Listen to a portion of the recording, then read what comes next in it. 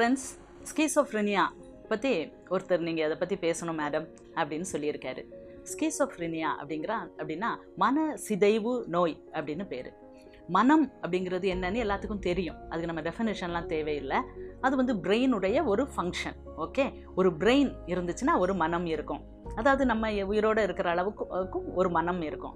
நம்ம இறந்துட்டோம்னா, அதாவது brain death அப்படிங்கிற டைமில் அந்த மனம் இல்லாமல் போயிடும். So one of the functions of the brain is mind. Okay, இந்த மைண்டு சிதைந்து விடும் அப்படிங்கிறது தான் ஸ்கீசோஃப்ரினியா. மைண்டுனா என்னது? நான் யார், எனக்கு என்னை பற்றி என்னது, என்னுடைய பாஸ்ட் என்ன, என்னுடைய ஃப்யூச்சர் என்ன, என்னுடைய அம்மா யார், அப்பா யார், நான் என்ன படித்திருக்கேன், எனக்கு என்ன திறமைகள் அப்படின்னு சொல்லிட்டு தன்னை பற்றி பல டைமென்ஷனில் புரிந்து வைத்திருப்பது தான் மனம் அப்படிங்கிறது. இந்த மனம் வந்து சிதைந்து விடும், ஸ்கீசோஃப்ரினியா, மனச்சிதைவு நோய் தான் அதோடைய தமிழ் பேர். ஓகே, ஸோ இந்த ஸ்கீசோஃப்ரினியா பற்றி பேசணும் அப்படின்னா அதில் நிறைய வகைகள் இருக்குது. ஒரு வகை வந்து ரோட்டில் நம்ம பார்க்குறவங்க டிஸ்ஆர்கனைஸ்ட் அப்படின்னு சொல்லுவோம். ரோட்டில் அதாவது திரியிற அந்த மேட் பீப்புள்னு சொல்லுவோம். ஓகே, ஸோ அது ஒரு டைப்பு. இன்னொரு டைப் இருக்குது. அவங்க வந்து என்ன செய்வாங்க, சிலவளை அப்படி போஸ் கொடுத்துட்டே அப்படியே மணிக்கணக்கில் ஒரு இடத்துல ஆடாமல் அசையாமல் நிற்பாங்க. ஒரு ஆடு போஸில் மணிக்கணக்காக நிற்க முடியும். சப்போஸ் கை அப்படி வச்சுருந்தாங்கன்னா இப்படியே நிற்பாங்க. ஓகே, அப்படியே நிற்பாங்க. ஸோ இது வந்து ஒரு டைப் ஆஃப் ஸ்கீசோஃப்ரினியா. ஸோ இப்படி பல டைப்ஸ் இருக்குது. இதில் வந்து ஒரு முக்கியமான டைப் பற்றி நான் சொல்ல விரும்புகிறேன். நல்லா இருப்பாங்க, வெல் ட்ரெஸ்டாக இருப்பாங்க, நல்லா பேசுவாங்க. இது மாதிரி அவங்களுக்கு ஸ்கீசோஃப்ரினியா இருக்குமோன்னு நினைக்க கூட முடியாது. ஓகே, நல்லா இருப்பாங்க, காலையில் எழும்புவாங்க, குளிப்பாங்க, ரெடி ஆகுவாங்க, ஆஃபீஸ்க்கு போவாங்க, இல்லை வீட்டில் வேலைகள் செய்வாங்க, அழகாக இருப்பாங்க, நீட்டாக இருப்பாங்க. ஆனால் இந்த பேரனாய்டு ஸ்கீசோஃப்ரினியா அப்படிங்கிறதுக்கு வந்து ஈஸியாக அவங்கள வந்து கொஞ்சம் சந்தேகப்படுவாங்க. என் கணவர் வந்து தப்பு பண்ணுறாரோ, இல்லை அந்த கணவர் என்ன செய்வார், என் மனைவி ஏதாவது தப்பு பண்ணுறாளோ அப்படின்னு நினச்சி அவங்க ஒரு சந்தேக பார்வையிலே இருப்பாங்க. இல்லை அவங்க என்ன செய்வாங்க, என்னைய வந்து யாரோ ஃபாலோ பண்ணுறாங்க அப்படி கூட அவங்களுக்கு ஒரு பயம் இருக்கும். என்னைய ஃபாலோ பண்ணுறாங்க, என்னைய வாட்ச் பண்ணுறாங்க, இங்கெல்லாம் என்னையக்கு கேமராஸ் வச்சு என்னைய ஃபோட்டோ எடுக்கிறாங்க, நான் போகிற நம்பரை ஃபாலோ பண்ணுறாங்க, இங்கே பாருங்கள் டிவியில் இந்த நம்பர் வருது, இது வந்து என்ன தான் குறிக்குது அப்படிலாம் சொல்லுவாங்க. ஸோ அவங்க பேசுகிறது கொஞ்சம் ஆடாக இருக்கும். மற்றபடி they are well organised people.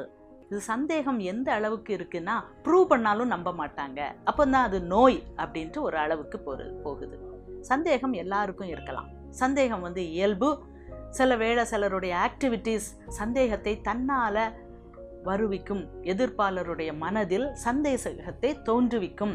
So நம்மளுடைய பாடி லாங்குவேஜ் யாரையும் அப்பப்போ ரோவிங் ஐஸ் அப்படின்னு சொல்லுவோம், அப்படியே சைட் அடிச்சுக்கிட்டே இருக்குது, ஆட்களை பார்த்துக்கிட்டே இருக்குது அப்படின்னா உங்களுடைய பார்ட்னருக்கு சந்தேகம் வரும்.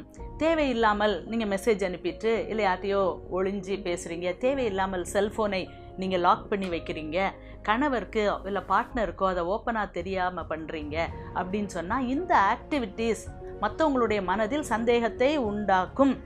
அப்போ அப்படிப்பட்ட ஆக்டிவிட்டீஸில் ஈடுபடாமல் இருக்கணும். அப்படிப்பட்ட ஆக்டிவிட்டீஸ் பண்ணிவிட்டு நீ என்னைய சந்தேகிக்கியா சொல்லக்கூடாது.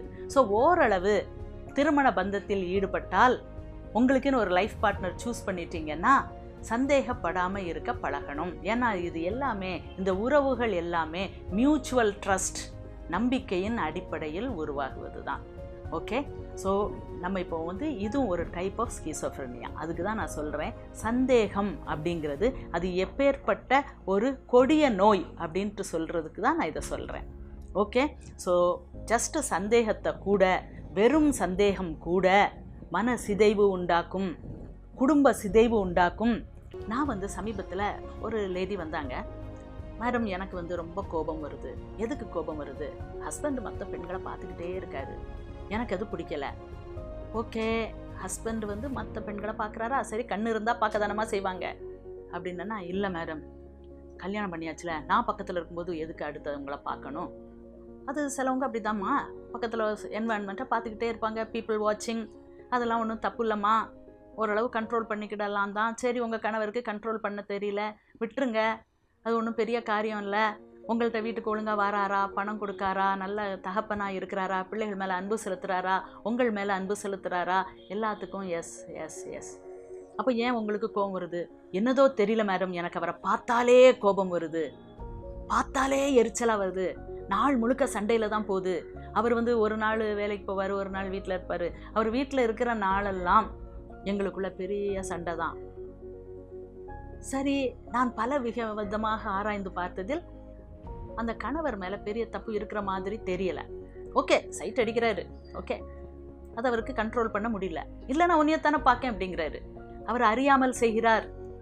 நான் நல்லா ட்ரெஸ் பண்ணுறேன், நான் அழகாக தலை சிவிக்கிறேன், நல்லா பொட்டு வச்சு, எங்கள் வீட்டில் எல்லாம் எங்கள் அம்மா அக்காலாம் அப்படி தான் சொல்லி கொடுத்தாங்க, நீ நல்லா அழகாக இரு, அப்போ உன் கணவர் உன்னை பார்த்துக்கிட்டே இருப்பார், வேற யாரையும் பார்க்க மாட்டாருன்னு சொன்னாங்க மேடம். அதுக்காக நானும் நல்லா அழகாக நிறையா சாரீஸ் வாங்கி, நல்லா மேக்கப் திங்ஸ்லாம் வாங்கி, நல்ல ஜிமிக்கிலாம் வாங்கி நான் போட்டு நான் நல்லா தான் இருக்கேன். கணவர் வந்த உடனே நான் நல்லா அழகாக தான் கதவை திறப்பேன். ஆனாலும் வீட்டுக்குள்ளே வரும்போதே எடுத்த வீட்டுக்கு ஒரு கண்ணு போகுது. உடனே எனக்கு பைத்தியம் பிடிக்கும், கத்துவேன், நான் சண்டை அதுலேருந்து ஆரம்பிக்கும் அப்படின்னு சொன்னாங்க. அம்மா, ஒரு பேய் அழகா பட்டு சரி போட்டு பூ வச்சு ஒரு ஜிமிக்கி போட்டு இருந்துச்சுன்னா யாராலும் பார்க்க முடியுமாம்மா, நீங்கள் ஏம்மா இப்படி செய்கிறீங்க அப்படி சொல்லும்போது அந்த பெண்ணுக்கு லைட்டாக மனச்சிதைவு ஆரம்பத்தின் அறிகுறி அப்படின்ட்டு நான் கண்டுபிடித்தேன். ஓகே, நார்மல் லெவல் சந்தேகத்துக்கு அடுத்து தாண்டி மார்பிட், அதாவது இது ஒரு நோய் டைமென்ஷன் அடைகிறது. ஆண்கள் பண்ணுவாங்களா? ஆண்களும் பண்ணுவாங்க. வருவாங்க, ஒரு பெண் வீட்டில் அவங்க அம்மா அப்பா சொன்னாங்க, என் பெண்ணை கல்யாணம் பண்ணி அமெரிக்கா போயிருக்காங்க. அமெரிக்காவில் இளம் தம்பதிகள், கணவர் திடீர்னு வேலையிலேருந்து பாதியில் வந்துடுவார் வீட்டுக்கு. ஏன் அவள் எதிர்பார்த்துருக்க மாட்டா. சரி, தட்டுவார், சந்தோஷமா என்ன வந்துட்டீங்களா அப்படின்னு அவள் கதவை திறப்பாளாம். உடனே அப்படி வீட்டில் யார் இருக்காங்களா அப்படின்னு சொல்லிட்டு அப்படியே ஒரு நோட்டம் இடுவாராம். அப்படியே நைஸாக பாத்ரூம் பக்கத்தில் போய் அந்த சோப்பை எடுத்து ஸ்மெல் பண்ணி பார்ப்பாராம், காஞ்சி இருக்கா ஈரமாக இருக்கா, யாரும் போயிருக்காங்களா, மனைவி குளித்து இருக்கிறாளா, இப்படியெல்லாம் செய்கிறாரு. என்ன செய்ய மேடம்? இல்லை, இது நோய்க்குரிய அறிகுறி, இந்த அளவுக்கு சந்தேகப்படக்கூடாது. சந்தேகப்படுறதிலும் ஒரு அளவு இருக்கணும். அதை ப்ரூவ் பண்ணும்போது அதை நம்ப தெரியணும். இல்லைம்மா, நான் அப்படி கிடையாதுமா, அது அப்படி சொல்லும்போது அதை ப்ரூவ் பண்ணும்போது நம்ப தெரியணும். என்னதான் ப்ரூஃப் கொடுத்தாலும் அதுக்கும் அகெயின்ஸ்டா ஒருத்தரை சந்தேகப்பட துணிகிறீர்கள்னா மன சிதைவு நோய். இவங்களுக்கு ட்ரீட்மெண்ட் கொடுக்கறது ரொம்ப ரொம்ப கஷ்டம். நானா அப்போ தப்பு செய்கிறேன், நான் தான் மாத்திரை எடுக்கணுமா, என் கணவருக்கு ட்ரீட்மெண்ட் கிடையாதா, அவர் தானே பார்க்குறாரு, அதனால தானே எனக்கு கோபம் வருது, அவர் பார்க்காம இருந்தா நான் பண்ண மாட்டேனே, இப்படி டைவர்ஸ்னாலும் நான் கொடுத்துருவேன். அப்போ நீங்கள் எங்கே போய் எங்கம்மா வாழுவீங்க? உங்கள் அம்மா அப்பா உங்களை பார்த்துக்கிடுவாங்களா? இல்லை, பார்க்க மாட்டாங்க. உங்கள் பிள்ளைகளை போய் யார் பார்த்துக்கிடுவா? நீங்கள் சம்பாதிப்பீங்களா? இல்லை, சம்பாதிக்க தெரியாது எனக்கு. ஆனாலும் டைவர்ஸ் கொடுக்க துடிக்கிற ஒரு மனைவி, கணவன் யாரையோ பார்க்குறாரு, செல்ஃபோனில் யார்கிட்டையோ பேசுகிறாரு, எங்கேயோ போகிறாரு, எங்கேயோ இது பண்ணுறாரு. வாழ்க்கையை இன்பமாக கழிக்க தெரியாமல் கொஞ்சம் வித்தியாசம் இருக்கலாம், விட்டுறலாம். நீங்கள் கொஞ்சம் வாட்ஸ்அப் பார்ப்பாங்க, பேசுவாங்க, யார்ட்டையாவது சிரிப்பாங்க, ஃபோனை கொஞ்சம் ஒழிச்சு வைப்பாங்க. ஓகே, ஒரு அளவுக்கு அதை அலோவ் பண்ணணும். ஏன்னா உலகம் இப்போ அப்படி ஆயிடுச்சு. அதுக்காக அவங்க உங்களுக்கு அன்ஃபெய்த்ஃபுல்லாக இருக்காங்கங்கிற முடிவுக்கு வரக்கூடாது. அதாவது இவங்கள் என்னை ஏமாற்றுகிறார்கள், வேறொரு பெண்ணுடன் வாழ முடிவெடுத்துட்டாங்க, என்னையை கலட்டி விட்டுருவாங்க அப்படின்ட்டுலாம் முடிவெடுக்கக்கூடாது. அதுதான் தப்பான முடிவுகள். ஓகே, சந்தேகப்படலாமா? படலாம். ஹெல்த்தி சஸ்பிஷன் ஒரு அளவோடு தான் இருக்கணும். மார்பிட் சந்தேகத்துக்கு போகக்கூடாது. மாதம் வாரம் சந்தேகப்பட்டுக்கிட்டே இருப்பேன். ஓகே, சந்தேகப்படலாம். ஓகே, இப்படியா, சரி, ஓகே, அதை தாண்டி அடுத்த விஷயத்துக்கு வரணும். திருப்பி ஓகே, சந்தேகம் இருக்கா? ஓகே, நோட் த பாயிண்ட், மனசு ஓரத்தில் வச்சுக்கோ. என் கணவர் அடிக்கடி சைட் அடிக்கிறாரு, ஓகே, மனசு ஓரத்தில் வச்சுக்கோ. அதுக்கப்புறம் வாட்ச் பண்ணு, அவர் உன்ட்டு அன்பாக இருக்காரா, மற்ற வேலைகள்லாம் சரியாக இருக்காரா, குடிக்கிறாரா, அடிக்கிறாரா, ரொம்ப பாடுபடுத்துகிறாரா, அப்படின்னா அவரை விட்டுரு. ப்ராப்ளம் இருந்துச்சுன்னா தான், அடுத்த டைமென்ஷனுக்கு ப்ராப்ளம் போச்சுன்னா தான் நீ சந்தேகப்படணும். இல்லைன்னா சந்தேகத்தை மனசுலேருந்து எடுத்துடணும். திருமண பந்தங்கள், நட்புகள், எல்லா உறவுகளும் நம்பிக்கையின் அடிப்படையில் கட்டமைக்கப்படுகிறது. ஸோ அந்த நம்பிக்கை அப்படிங்கிறது கணவன் மனைவி உறவுக்குள் சாலிடாக இருக்கணும். ஓகே, அதுதான். அப்படின்னா தான் நம்ம மன சிதைவுலேருந்து தப்பிப்போம், அல்லது குடும்ப சிதைவுலேருந்து தப்பிப்போம். ஓகே.